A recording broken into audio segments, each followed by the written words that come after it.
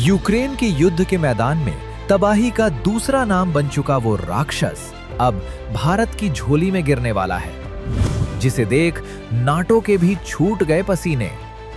Putin ने भारत को दिया वो ऑफर जिसने रावलपिंडी और बीजिंग के बंकरों में बैठे जनरलों की कंपा दी है रूह। न मिसाइल न रॉकेट, रूस देगा भारत को वो ब्रह्मास्त्र जो ग्लाइड करते हुए आता है और कंक्रीट के मजबूत से मजबूत किले को ताश के पत्तों की तरह बिखेर देता है।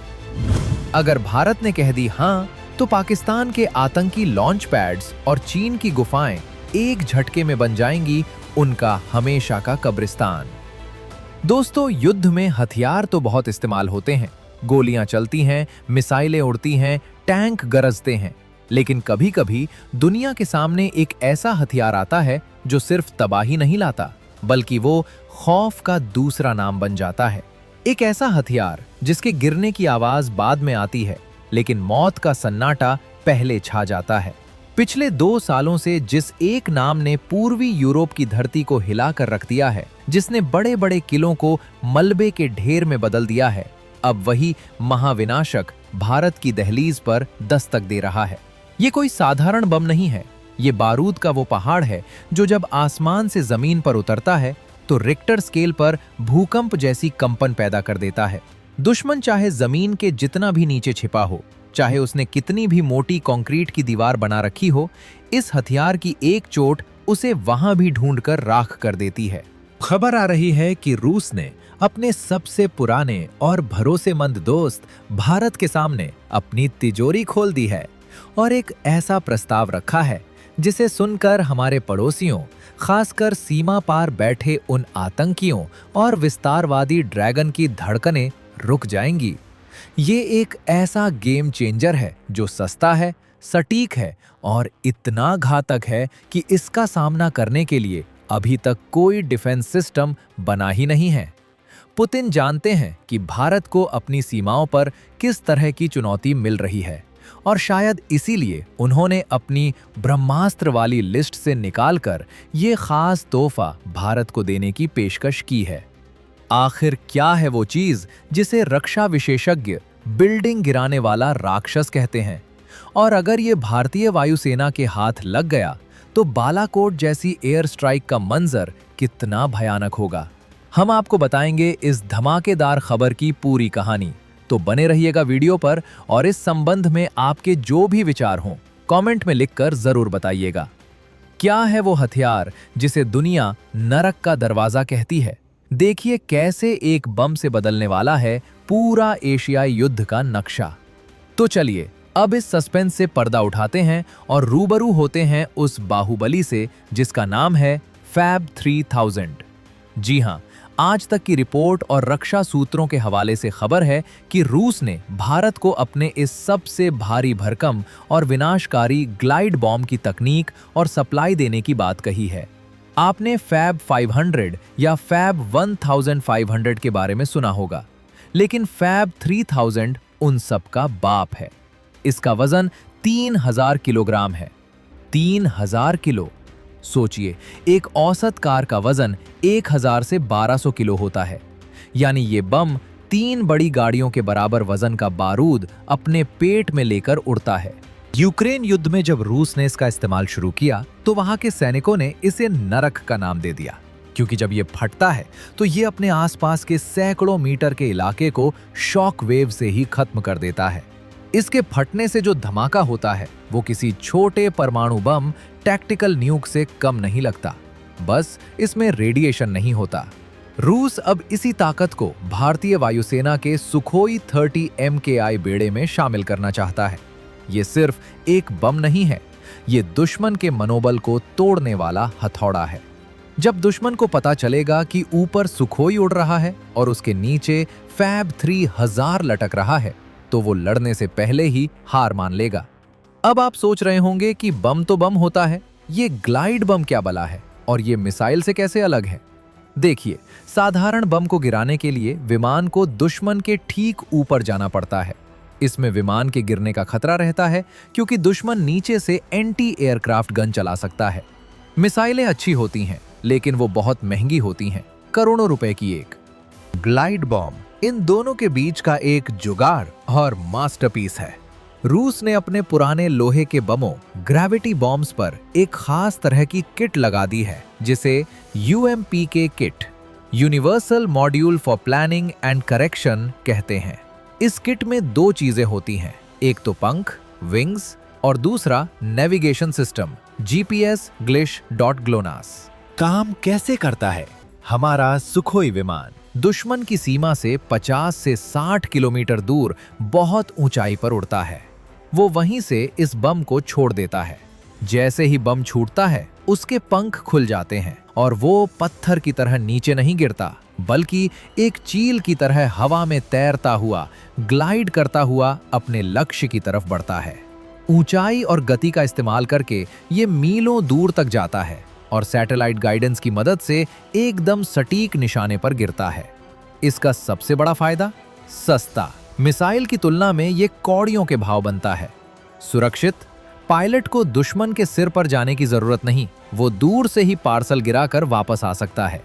वजन, मिसाइल में आधा वजन तो उसके इंजन और ईंधन का होता है, लेकिन ग्लाइड बम में इंजन नहीं होता, इसलिए इसमें सिर्फ और सिर्फ विस्फोटक वॉरहेड ठूंसा होता है, यानी तबाही की गारंटी 100%। आइए जरा फैब 3000 की ताकत का पोस्टमार्टम करते हैं। इस बम के अंदर लगभग 1400 किलोग्राम का शुद्ध विस्फोटक एक्सप्लोजिव होता है। जब ये जमीन से टकराता है तो क्या होता है? रिपोर्ट्स बताती हैं कि ये 35 से 40 मीटर गहरा गड्ढा बना सकता है। अगर ये किसी मल्टी स्टोरी बिल्डिंग पर गिरे तो वो बिल्डिंग धूल में मिल जाएगी। अगर ये किसी बंकर के ऊपर गिरे जो जमीन के नीचे बना है, तो उसकी शॉक वेव अंदर बैठे लोगों की हड्डियों का चूरा बना देगी। इसकी मारक क्षमता इतनी भयानक है कि इसके फटने के बाद जो ब्लास्ट वेव निकलती है, वो 1 किलोमीटर दूर तक इंसान के फेफड़े फाड़ सकती है। यूक्रेन में देखा गया है कि बड़े बड़े इंडस्ट्रियल प्लांट, जहां यूक्रेनी सेना ने अपने टैंक और हथियार छिपा रखे थे, वहां एक फैब 3000 गिरा और पूरा का पूरा प्लांट मलबे में बदल गया। कंक्रीट की मोटी दीवारें, लोहे के दरवाजे, इसके सामने सब कागज के समान हैं।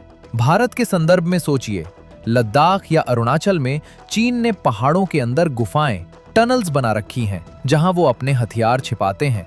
मिसाइलें शायद उन गुफाओं का मुंह न खोल पाएं, लेकिन एक फैब 3000 उन गुफाओं को हमेशा के लिए बंद कर सकता है या उन्हें ढहा सकता है।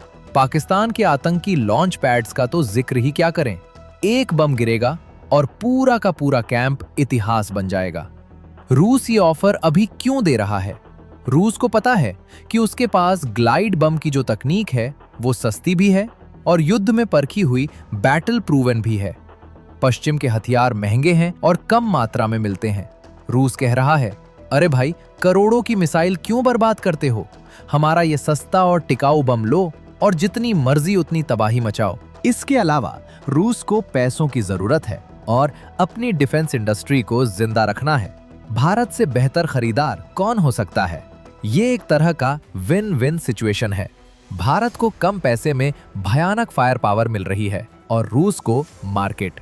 साथ ही ये भारत और रूस के बीच उस भरोसे को भी दिखाता है कि रूस अपनी सबसे घातक तकनीक देने से हिचकिचा नहीं रहा है। इस बम को ले जाने की ताकत सिर्फ एक ही बाहुबली में है और वो है हमारा सुखोई 30 MKI। हमारा सुखोई एक हैवी एयर सुपीरियॉरिटी फाइटर है। ये भारी वजन लेकर उड़ सकता है। अगर फैब 3000 को सुखोई पर इंटीग्रेट कर दिया जाता है तो सुखोई एक स्ट्रैटेजिक बॉम्बर की भूमिका में आ जाएगा। अभी तक हम बालाकोट जैसे मिशन के लिए मिराज 2000 और स्पाइस 2000 बम का इस्तेमाल करते थे, जिसका वजन करीब 900 से 1000 किलो था। अब कल्पना कीजिए, स्पाइस 2000 से 3 गुना बड़ा बम, फैब 3000। इसका मतलब है कि भारतीय वायुसेना अब पिन पॉइंट स्ट्राइक के साथ साथ एरिया डिनायल भी कर सकती है, यानी हम दुश्मन के पूरे इलाके को साफ कर सकते हैं। ये बम भारतीय वायुसेना को वो आक्रामक बढ़त देगा जो किसी भी युद्ध का नतीजा बदलने के लिए काफी है। हमें दुश्मन की सीमा में बहुत अंदर घुसने की जरूरत नहीं। हम बॉर्डर के पास से ही इसे ड्रॉप करेंगे और ये ग्लाइड करता हुआ अपने टारगेट पर जाकर गिरेगा। अब जरा अपने पड़ोसियों का हाल देखते हैं। इस खबर के बाद इस्लामाबाद और रावलपिंडी में क्या चल रहा होगा। पाकिस्तान के पास बंकर हैं, अंडरग्राउंड टनल हैं। वो अपनी स्ट्रैटेजिक एसेट्स जैसे परमाणु हथियार को भी ऐसी ही जगहों पर छिपाते हैं। FAB 3000 का आना उनके लिए किसी बुरे सपने से कम नहीं है। उन्हें पता है कि उनके पास ऐसा कोई एयर डिफेंस सिस्टम नहीं है जो इस मूक राक्षस को रोक सके। मिसाइल को रडार पकड़ लेता है क्योंकि उसका इंजन गर्मी छोड़ता है, लेकिन ग्लाइड बम, वो तो ठंडे बस्ते की तरह चुपचाप आता है। उसे इंटरसेप्ट करना, हवा में मार गिराना बेहद मुश्किल है। चीन के लिए भी ये चिंता का विषय है। चीन ने हिमालय की चोटियों पर जो इंफ्रास्ट्रक्चर बनाया है, जो बंकर बनाए हैं, वो सब इस बम की रेंज में आ जाएंगे। चीन के पास भी ग्लाइड बम है, लेकिन फैब 3000 जैसा मॉन्स्टर बम जो 3 टन का हो, उसका मनोवैज्ञानिक असर, साइकोलॉजिकल इम्पैक्ट बहुत गहरा होता है। जब सैनिकों को पता चलता है कि ऊपर से 3000 किलो का बम गिर सकता है, तो उनकी लड़ने की हिम्मत वैसे ही टूट जाती है। इसे शॉक एंड ऑ टैक्टिक कहते हैं। हालांकि दोस्तों, तस्वीर का दूसरा पहलू भी देखना जरूरी है। 3000 किलो का बम ले जाना कोई मजाक नहीं है। जब एक सुखोई इसे लेकर उड़ेगा तो उसकी अपनी रफ्तार और मैन्यूवरेबिलिटी, हवा में करतब दिखाने की क्षमता कम हो जाएगी। वो थोड़ा भारी महसूस करेगा। ऐसे में अगर दुश्मन के इंटरसेप्टर जेट्स आ गए तो सुखोई को बचना मुश्किल हो सकता है। इसलिए इस बम का इस्तेमाल तभी किया जाता है जब हमने आसमान पर पूरा कंट्रोल, एयर सुपीरियॉरिटी कर लिया हो, या फिर हम इसे अपनी सीमा के बहुत अंदर से सुरक्षित दूरी से दाग रहे हों। दूसरी चुनौती है इंटीग्रेशन की। रूसी बम को भारतीय सुखोई, जिसमें अब इजरायली और भारतीय एवियोनिक्स भी लगे हैं, के साथ तालमेल बिठाना होगा। लेकिन हमारे DRDO और HAL के इंजीनियरों ने ब्रह्मोस जैसी भारी मिसाइल को सुखोई पर फिट करके दिखा दिया है कि उनके लिए कुछ भी नामुमकिन नहीं है। वे इस बम के लिए भी कोई ना कोई जुगाड़ या तकनीक निकाल ही लेंगे।